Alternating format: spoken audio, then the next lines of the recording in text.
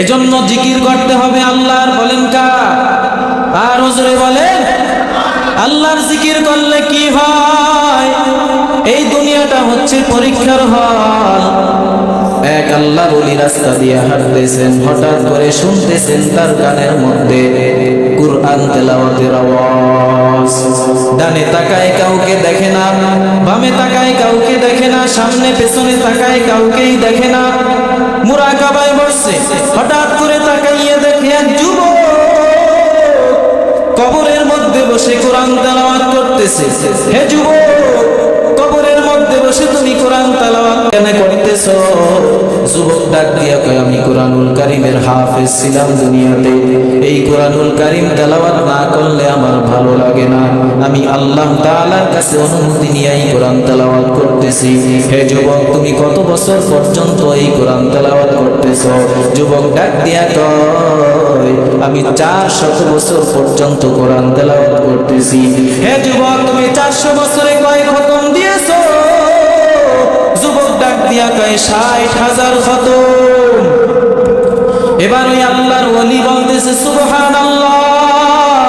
এই যুবক বলতেছে, ও আল্লাহর ওলি, আপনি যে একবার সুবহানাল্লাহ বলছেন, ওই সুবহানাল্লাহর সওয়াবটুকু আমাকে দেন, আর এই 60,000 খতম আপনি নিয়ে নেন।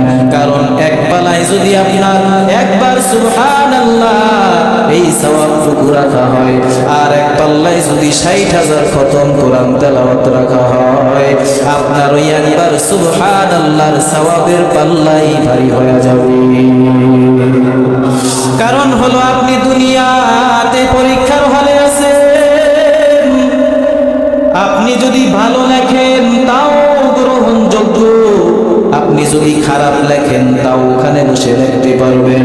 দেখা যাবে ফলাফলের বেলায় ভুল লেখুক আর ভালো লেখুক, পরীক্ষার হল থেকে বের হইলে আর সংশোধনের কোনো সুযোগ নাই।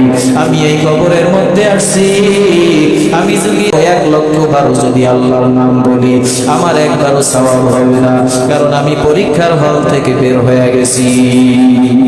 এজন্য দুনিয়াতে বসে যতবার সুবহানাল্লাহ বলবেন, ততই আপনার জান্নাতের উন্নতিটা বেশি হবে।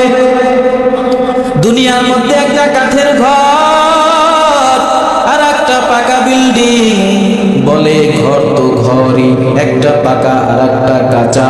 বলে পাকা ঘরের মধ্যে আবার যেটা টাইলস করা সেটা উন্নত। জান্নাতের মধ্যেও ওরকম উন্নত অনুন্নত আছে। কেউ দামি পাবে, কেউ একটু নিচে পাবে। এজন্য যে যত আমল করবে সে তত দামি জান্নাত পাবে।